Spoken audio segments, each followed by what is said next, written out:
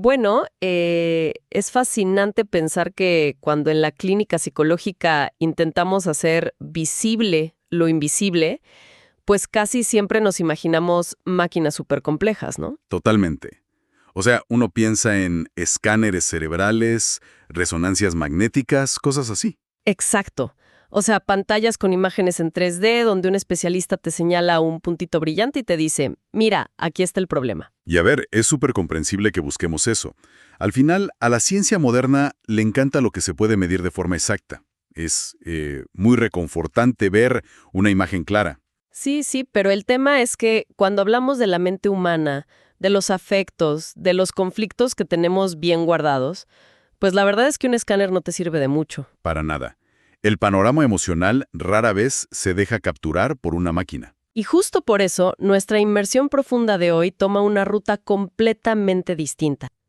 En este análisis a fondo, vamos a explorar cómo algo tan básico como una simple hoja de papel en blanco, tamaño A4, y un lápiz negro número 2, pueden funcionar como una verdadera radiografía de nuestra arquitectura emocional.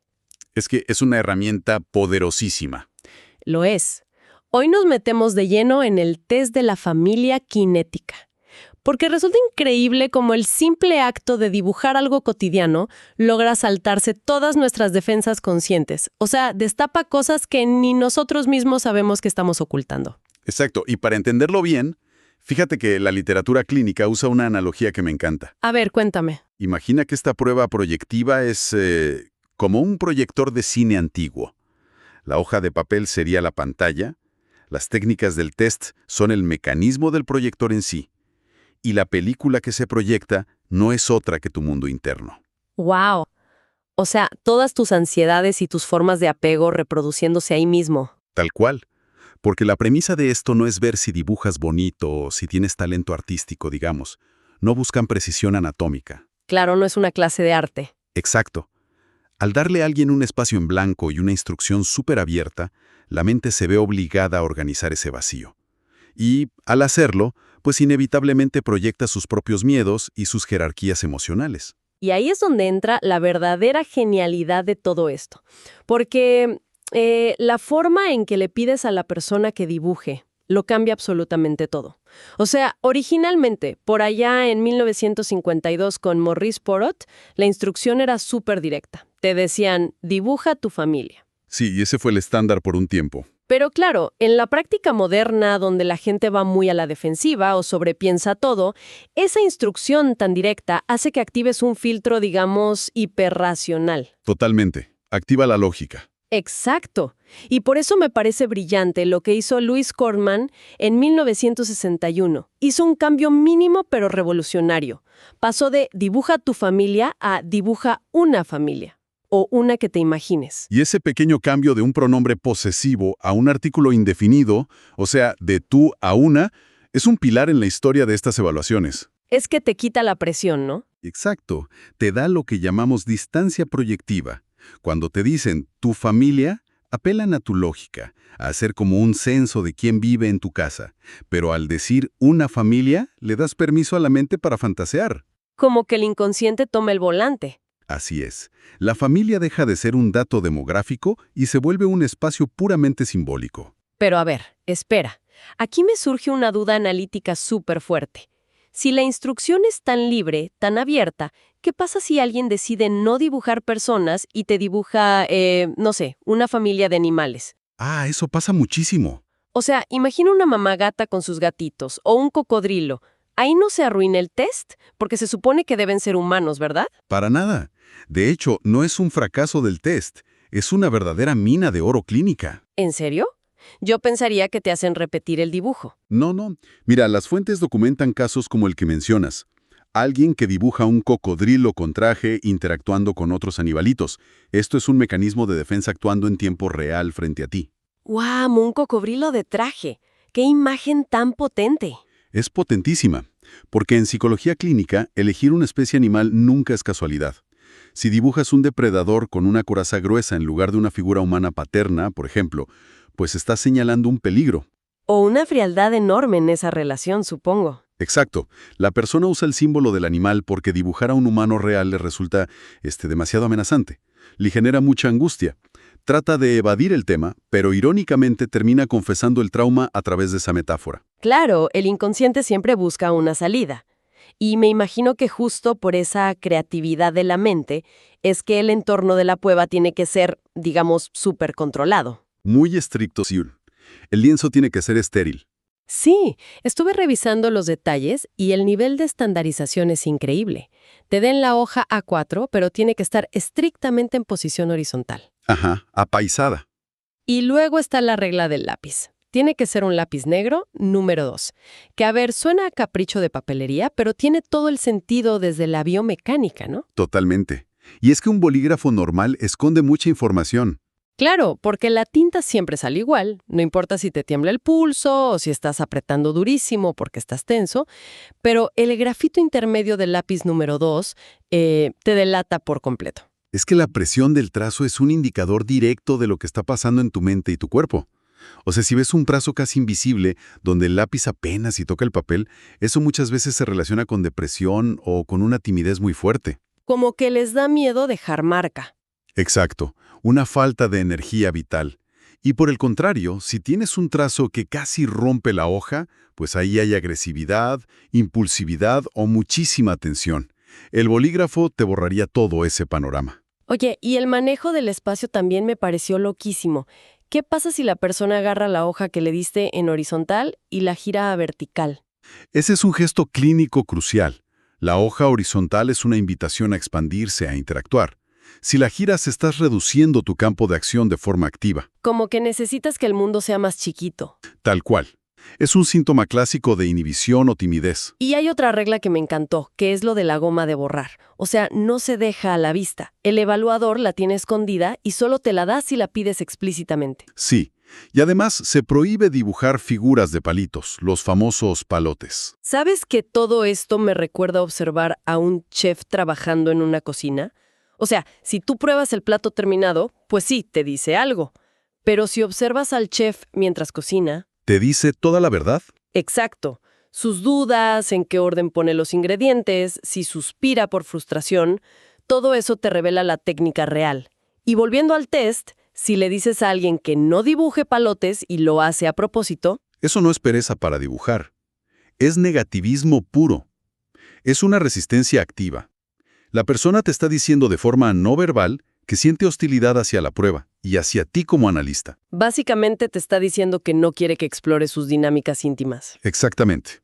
Y volviendo a la goma de borrar que mencionabas, ¿mantenerla oculta no sirve para medir la tolerancia a la frustración? Ah, claro, la ansiedad de equivocarse. Sí, alguien que te pide la goma a cada rato y borra la misma línea 10 veces, pues te está mostrando un perfeccionismo patológico, una ansiedad paralizante. Que seguro viene de tener figuras de autoridad supercríticas en su vida real. Generalmente es el caso, ¿sí? Bueno, y con toda esta base tan estructurada, llegamos a lo que me parece el salto evolutivo más grande de esta técnica. La introducción de la famosa kinesia, o sea, el movimiento. Ahí es donde el test de la familia cinética realmente cobra vida. Claro, porque Burns y Kaufman, y después Renata Frank de Bertelli, agarran la consigna y le suman 2 palabras mágicas: haciendo algo. Y eso, a nivel cognitivo, desarma las defensas de cualquiera. Es que te rompe el estereotipo. Totalmente. Te obliga a planificar, a usar una lógica espacial. Ya no puedes hacer la típica pose estática de la foto familiar donde todos están en fila sonriendo falsamente. Exacto. La kinesia funciona como un catalizador. Exige que le asignes un rol y un propósito a cada miembro. Y ahí es cuando se hace evidente, digamos, quién cuida a quién castiga o quién está completamente ignorado en la casa. Y eso nos lleva a ver cosas como la compartimentalización. Me llamó mucho la atención esto en las fuentes. Es muy común ver dibujos donde, no sé, el papá está cortando el pasto, la mamá cocina y el hijo está encerrado en su cuarto en la computadora. Ese es un escenario súper frecuente hoy en día. Pero ahí te pregunto, si alguien ve ese dibujo, podría decir que es una familia moderna normal, con una independencia saludable, ¿no? Cada quien en su rollo. ¿Cómo sabemos si es independencia o si es una familia totalmente desconectada? Es una excelente pregunta y la distinción clínica es muy, muy fina. Le llamamos el límite entre independencia y encapsulamiento. Encapsulamiento, suena fuerte. Lo es. Una independencia saludable se ve en el papel cuando, aunque estén haciendo cosas distintas, mantienen una postura corporal receptiva. Quizás comparten el mismo espacio físico sin paredes marcadas o hay contacto visual. Ah, o sea, están en lo suyo, pero conectados. Exacto.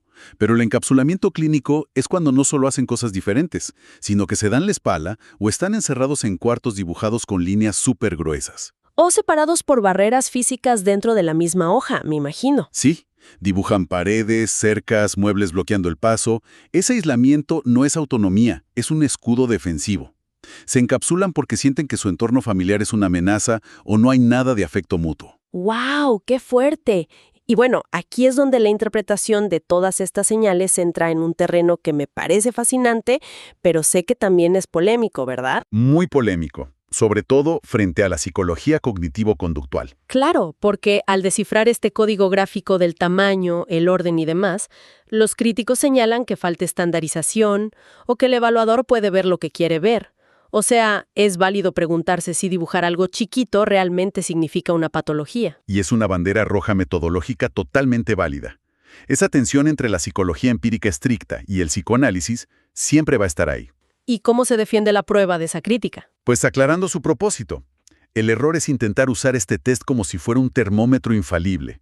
Las pruebas proyectivas no son calculadoras, son brújulas. Me gusta esa imagen. Te indican hacia dónde mirar. No te dan un número. Un diagnóstico cerrado, pero te señala un conflicto. Te da un mapa de vulnerabilidades que un cuestionario normal de opción múltiple jamás atraparía, porque la gente miente en esos cuestionarios. Sí, la deseabilidad social. Todos queremos quedar bien en las encuestas. Y hablando de ese mapa gráfico, la sintaxis del dibujo es súper reveladora. El orden de aparición, por ejemplo. La primera figura que dibujas suele ser como el epicentro afectivo. El personaje que más pesa en tu vida, para bien o para mal. Pero lo del tamaño me dejó impactada. El famoso micrografismo, esa tendencia a dibujar figuras chiquititas arrinconadas en una esquina de la hoja. Es brutal de ver en la clínica. Si las fuentes explican que en infancias con historiales de maltrato sistemático, esto es muy común. Porque literalmente han aprendido que ocupar espacio en el mundo real es demasiado peligroso. Tal cual, el micrografismo es el retraimiento psíquico hecho trazo. Frente a un mundo hostil, el niño se encoge. Intenta minimizar el blanco, digamos, hacerse chiquito para no recibir golpes o críticas. Es como hacerse invisible. Oye, y las omisiones corporales son otro grito silencioso. Omitir la boca en un personaje, ¿qué nos dice eso? Eso denota un bloqueo severo de la nutrición afectiva y la comunicación. Hay angustia y hay una represión de la palabra tremenda. Y también leí sobre omitir el cuello, que, pensándolo bien, es el puente entre la cabeza, que es la razón, y el cuerpo, que son los impulsos. Exactamente. Quitar el cuello sugiere una falla muy fuerte en el control de la impulsividad. Oye, ¿y qué pasa con la postura? Porque dibujar a un familiar de espaldas, lo que llaman el perfil de evitación, debe ser de lo más fuerte. Es un rechazo frontal. Expresa una hostilidad profunda, una negativa total a relacionarse con esa figura. Pero creo que lo que más me voló la cabeza fue el caso de la figura olvidada. O sea, ¿qué significa cuando alguien termina todo el dibujo de su familia y de repente te dice, me olvidé de mi papá, y te pide agregarlo rapidísimo en un rincón? Esa es la famosa omisión corregida, y es de los mecanismos de negación más potentes que vemos. ¿Por qué pasa eso? ¿Es a propósito? No, es totalmente inconsciente. El cerebro de esa persona literalmente aniquila la imagen de ese familiar durante la planificación inicial porque tan solo pensar en él le genera una ansiedad insoportable. ¡Wow! Entonces agregarlo al final es como... Es una compensación. El lado racional de la persona dice, oye, mi papá vive conmigo, debo dibujarlo. Pero el inconsciente ya dictó sentencia y lo excluyó del círculo de entrada. ¡Qué locura cómo funciona la mente! Y para entender el peso devastador de todo esto, creo que lo mejor es ver los casos clínicos que documentan nuestras fuentes, porque ahí la teoría sale del papel y nos muestra realidades que duelen bastante. Sí, los historiales documentados son clave. Tomemos el caso de Manuel, un niño de 10 años que sufría maltrato crónico por parte de su padre. Si miras su dibujo, el orden y el tamaño cuentan toda su tragedia. Primero dibuja a su mamá, grande, pero la pone de espaldas lavando platos. Luego se dibuja a sí mismo y a sus hermanos diminutos, con ese micrografismo. Fíjate la dinámica ahí. La madre es enorme, o sea, es su figura principal de apego. Pero al ponerla inmersa en una tarea, dándoles la espalda, Manuel está plasmando que ella está emocionalmente indispuesta. O sea, es grande, pero no los protege, está ausente. Exacto. Y el tamaño diminuto de los niños es su somatización de impotencia. Y lo del padre es de terror. Lo dibuja al final, lo pone fuera de la casa, lo dibuja de espaldas con este perfil de evitación, y en la acción cinética lo pone cortando un árbol con un serrucho. Y las fuentes dicen que marcó durísimo el serrucho y dejó el árbol casi invisible. Es una radiografía del terror, sin duda. O sea, usaron serrucho, una herramienta de mutilación. Es que el árbol, en estas técnicas proyectivas, muchas veces simboliza el yo, el desarrollo vital de la persona. Manuel está representando cómo la fuerza destructiva de su padre está, básicamente asesinando su propia vitalidad y su crecimiento psicológico. Es de una profundidad metafórica que te deja sin palabras. Ningún cuestionario estándar lograría captar eso. Ninguno. Y fíjate que tenemos otro caso en las fuentes, uno discutido en clases universitarias, que mete temas sociológicos y de género muy fuertes. El caso de Paula. Ah, sí, la niña con un entorno parental súper inestable. Paula dibuja a su mamá y a su hermano de 15 años sin boca y sin nariz, lo cual ya te habla de asfixia y falta de comunicación. Pero el manejo de la ropa y el espacio es fascinante. Es brillante. Paula se dibuja a sí misma con pantalones y a su mamá la dibuja con una falda tradicional. Y además, a las figuras masculinas, al papá y a los hermanos mayores, los dibuja hasta arriba de la hoja, como en un subgrupo. Sí, los pone arriba mirando hacia abajo. O sea, desde una posición de hegemonía patriarcal, ostentando el poder. Y con los cinturones de los pantalones súper remarcados. Ese detalle del cinturón es clave. Es un símbolo clásico de control severo, autoritarismo y muchas veces de castigo físico. Entonces, si ella se dibuja con pantalones, está intentando aliarse con ese grupo dominante de hombres. Totalmente. Está repudiando inconscientemente el rol desvalorizado y oprimido de su madre con la falda. Paula admira y desea tener esa agencia, ese poder que tienen los hombres en su casa para no ser débil. Pero los hombres en su dibujo son amenazantes. Ahí está su alienación total. Quiere escapar del bando de la madre porque ve su impotencia, pero a la vez está aterrorizada por la agresividad de ese grupo masculino que controla la casa. Es una disección de dinámicas de poder hecha en 3 minutos con un lápiz. Te juro que todo esto confirma que, en una entrevista, la gente puede construir unas mentiras perfectas con sus palabras. Las palabras mienten, el trazo no. Exacto. El movimiento en el papel no sabe mentir. Este test demuestra que el inconsciente es como el agua, buscando una fisura en un muro. Siempre va a encontrar por dónde filtrarse y salir. Y esa es la lección principal que nos dejan estas técnicas. Una línea marcada con demasiada presión, olvidar dibujar un brazo o mandar a alguien al rincón más lejano de la hoja. Todo eso es un mapa exactísimo de nuestras heridas y apegos. Y nos recuerda la gran responsabilidad de los especialistas de leer más allá de lo obvio, ¿no? Entender que cada detalle raro o sombra es una historia que está pidiendo a gritos ser escuchada. Hay que estar muy atentos. Y bueno, sabiendo que el inconsciente siempre nos traiciona, nos deja una reflexión bien inquietante para todos. A ver. Imagínense que en este preciso momento, a cualquiera que nos esté escuchando, le ponen enfrente una hoja 4 en blanco y un lápiz número 2, y simplemente le dicen, dibuja a una familia haciendo algo. ¡Qué tensión! ¿Verdad? La pregunta es, ¿qué detalle aparentemente inocente, un trazo muy oscuro, un personaje volteando hacia otro lado o un simple muro en el medio de la sala, terminaría revelando, sin querer, esos miedos y secretos más profundos que nuestra mente jura tener bien escondidos?